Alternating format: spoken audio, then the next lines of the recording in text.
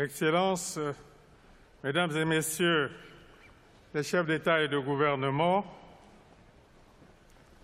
distingués participants, Mesdames et Messieurs, Monsieur le Président,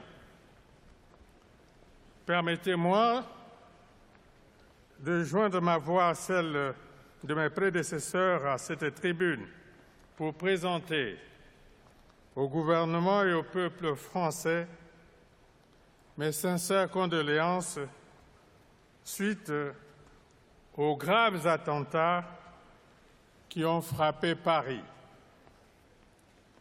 Permettez-moi également de saluer l'action du président François Hollande et de son gouvernement pour toute l'énergie investie dans la préparation et l'organisation de ce sommet de l'espoir.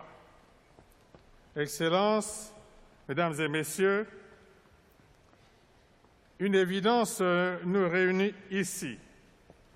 La Terre, notre merveilleuse demeure, est en péril croissant, en grande partie par notre faute. Les activités humaines, l'emprise outrancière de l'homme sur la nature ont engendré de profondes transformations de l'environnement, intensifiant chaque jour les changements climatiques. L'humanité court à sa perte. Nous le voyons. Notre planète, mutilée par les cyclones, les inondations, les sécheresses, la destruction des écosystèmes, est au bord du gouffre. Selon les experts, si la tendance actuelle des émissions de gaz à effet de serre continue, notre planète connaîtra une augmentation de la température de 4 degrés Celsius, avec pour conséquence l'amplification des catastrophes naturelles. Nous avons tous pris conscience de ce grave danger. C'est ainsi que le changement climatique a été reconnu par la communauté des nations il y a près d'un quart de siècle comme l'un des plus grands défis de l'humanité.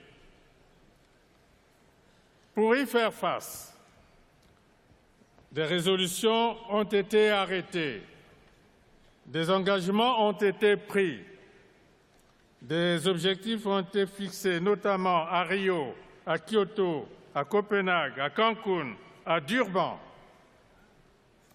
à travers un processus annuel qui, à ce jour, n'a malheureusement pas produit les résultats espérés, en dépit de quelques timides avancées. La faute incombe principalement aux pays développés, pays pollueurs qui n'ont jamais accepté d'assumer leurs responsabilités. Excellences, Mesdames et Messieurs,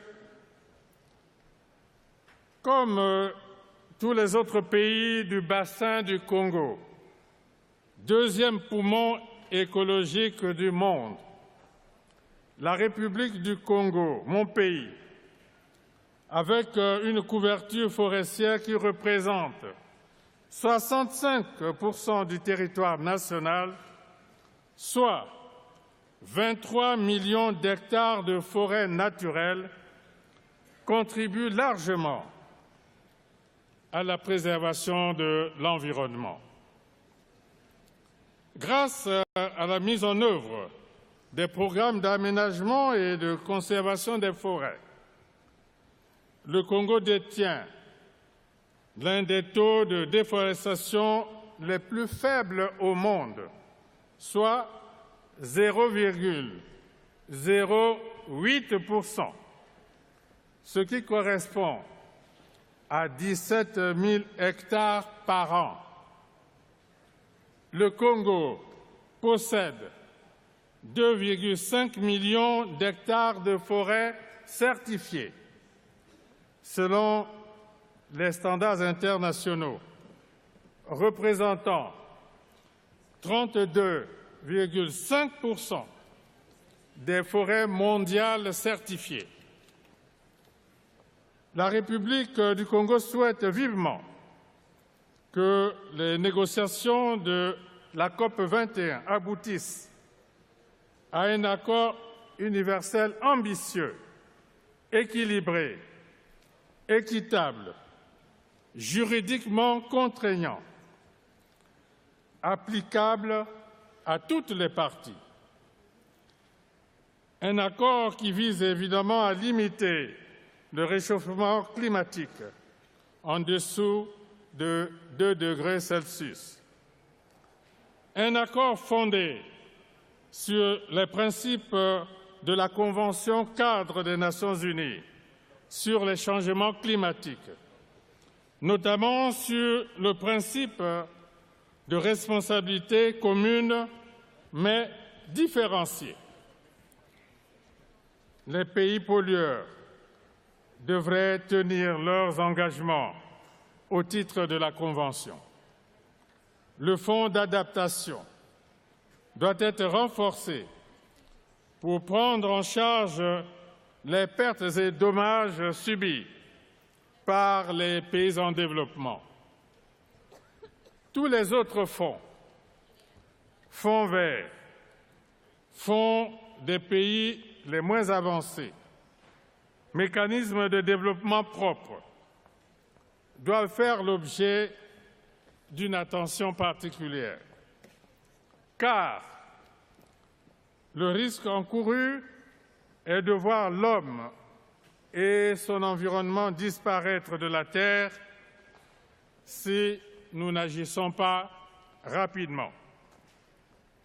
C'est cette perspective funeste qu'il nous faut conjurer devant l'histoire, ici et maintenant.